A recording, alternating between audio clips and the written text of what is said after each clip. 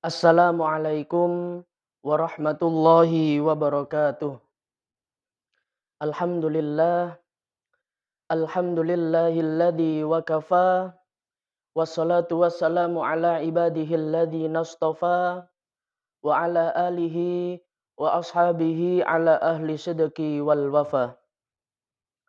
Ashhadu an la ilaha illallah wahdahu la syarikalah, wa ashhadu anna Muhammadan abduhu wa rasuluh. Qala Allah Ta'ala fil Qur'anil Karim, ya ayyuhalladzina amanu kutiba alaikumusiyam kama kutiba alal ladzina min qablikum la'allakum tattaqun. Wa qala Rasulullah sallallahu alaihi wasallam, man shoma ramadhana imanan wahtisaban ghufira lahu ma taqaddama min dambi. Amma ba'du. Pertama dan yang paling utama, alhamdulillah, marilah kita bersyukur kepada Allah Subhanahu wa taala dengan kudrah dan iradahnya, karena Allah Subhanahu wa taala masih memberikan begitu banyak nikmat kepada kita semuanya. Salah satunya di antaranya adalah nikmat iman dan nikmat Islam. Yang kedua, salawat serta salam semoga senantiasa terlimpahkan kepada junjungan kita Nabiullah Nabi Muhammad sallallahu alaihi wasallam beserta keluarganya, para sahabat-sahabatnya serta kaum mukminin dan mukminat yang senantiasa taat dan patuh kepadanya. Teman-teman sahabat kurma yang dirahmati oleh Allah Subhanahu wa taala, ada banyak sekali dalil-dalil hadis mengenai golongan-golongan manusia yang dirindukan surganya Allah Subhanahu wa taala. Namun pada kesempatan ini dan duduknya saya di sini, saya akan menyampaikan sedikit dari 4 golongan orang-orang yang dirindukan surganya Allah Subhanahu wa taala. Sebagaimana Nabi Shallallahu alaihi wasallam bersabda dalam sebuah hadis, A'udzu billahi minasyaitonir rajim, al-jannatu mustaqatun ila arba'ati nafarin. Talil Qur'an wa hafidhil lisan wa mut'imil ji'an wa shaimi fi syahri Ramadan. Surga itu merindukan kepada 4 golongan. Golongan yang pertama adalah orang yang membaca Al-Quran. Golongan yang kedua adalah orang yang menjaga lidahnya. Golongan yang ketiga adalah orang yang memberi makan kepada saudaranya yang sedang kelaparan. Dan golongan yang keempat adalah orang yang berpuasa di bulan suci Ramadan. Hadis riwayat Abu Daud dan Tirmizi. Golongan yang pertama adalah orang yang membaca Al-Quran. Teman-teman sahabat kurma yang dirahmati oleh Allah Subhanahu wa taala. Di bulan suci Ramadan ini, mari kita paksakan diri kita. Mari kita istiqomahkan diri kita untuk senantiasa berinteraksi dengan Al-Quran. Di antaranya adalah dengan cara membacanya, mentadaburinya, maupun mengamalkan isi daripada Al-Quran. Karena Ramadan tanpa membaca Al-Quran, tanpa lantunan ayat suci Al-Quran, kurang lengkap rasanya. Bahkan Allah Subhanahu wa taala sudah berfirman di dalam Al-Quran surat Al-Baqarah. A'udzu billahi minasyaitonir rajim. Bismillahirrahmanirrahim. Syahrul Ramadan alladzi unzila fihil Qur'an hudal linnasi wa bayyinatin minal huda wal furqan. Syahrul Ramadan alladzi unzila fihil Qur'an. Bulan Ramadan adalah bulan di mana Allah Subhanahu wa taala turunkan Al-Qur'an. Hudal linnas, yang pertama adalah sebagai petunjuk untuk manusia. Wa bayyinatin minal huda, dan sebagai penjelas dari petunjuk tersebut, dan wal furqan, sebagai pembeda mana yang hak dan mana yang batil. Maka teman-teman sahabat kurma yang dirahmati oleh Allah Subhanahu wa taala.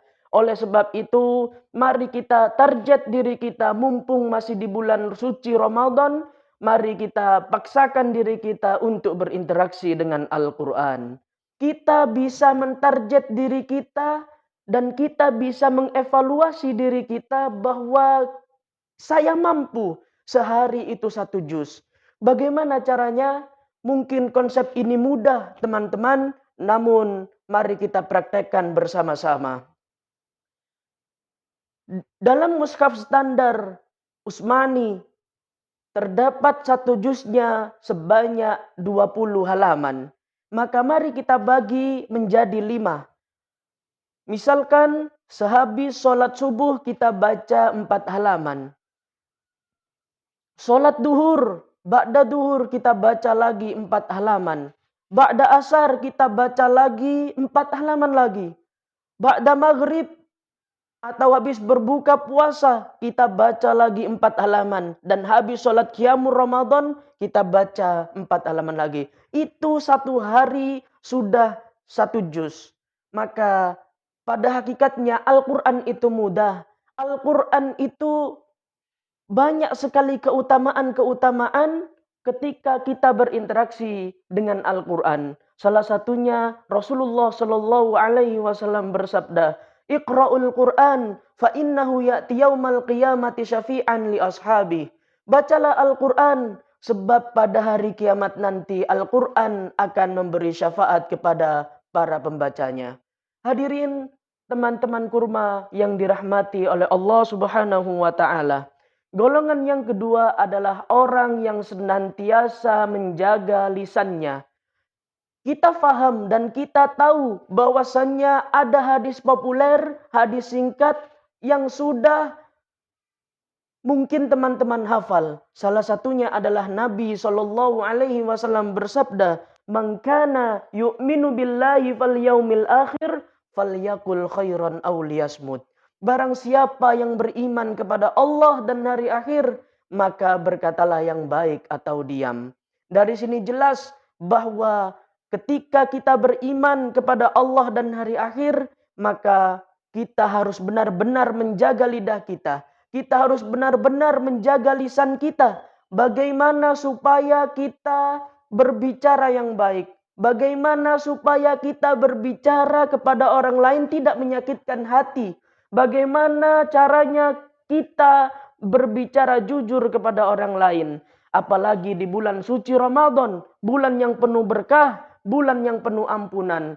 Oleh sebab itu, mari kita hindari perbuatan-perbuatan yang tidak bermanfaat.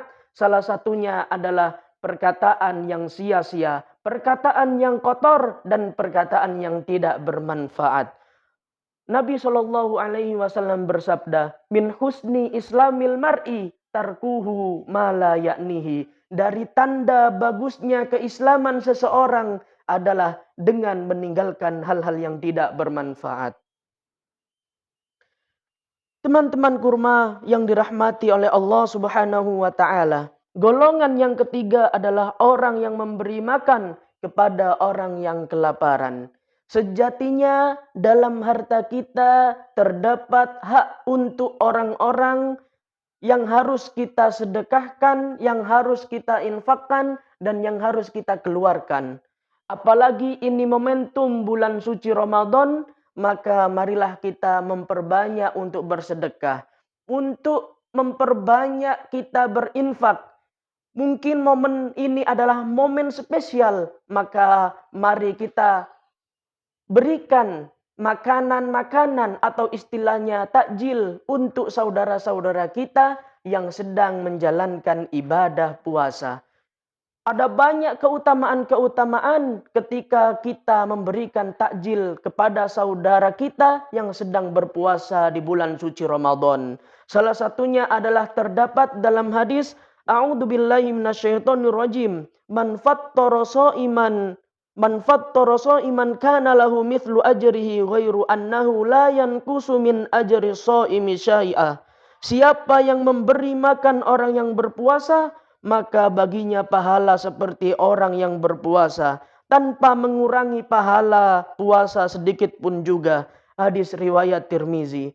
Maka teman-teman kurma yang dirahmati oleh Allah Subhanahu wa taala, ayo kita berikan takjil atau menu berbuka puasa, entah itu air minum, entah itu es teh dan lain sebagainya ataupun berupa makanan yang dimana kita ikhlas mengharap ridha Allah Subhanahu wa taala, maka insya Allah Allah akan memberikan keutamaan-keutamaan yang berlipat.